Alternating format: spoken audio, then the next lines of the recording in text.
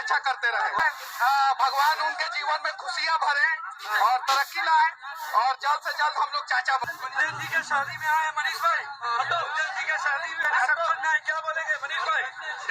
भगवान करे कि सभी भोजपुरिया कलाकार का शादी हो जाए, अच्छी पत्नी मिले और वो लोग बिहार के लिए कुछ अच्छा करते रहे। और कुछ खास बधाई गुंजन जी के लिए?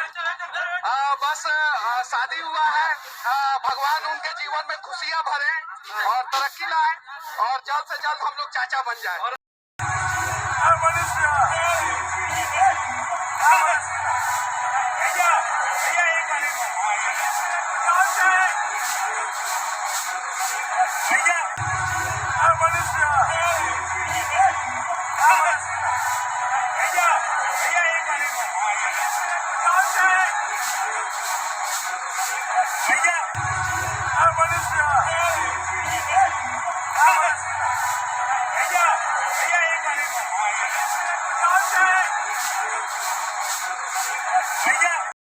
मैं जरूर बताना कि आप लोग को वीडियो कैसा लगा है। वीडियो अच्छा लगा तो वीडियो को लाइक कीजिए, चैनल पे नए हो तो चैनल को सब्सक्राइब कीजिए। आज के लिए इतना ही, मिलते हैं फिर नेक्स्ट ब्लॉग में, तब तक के लिए बाय।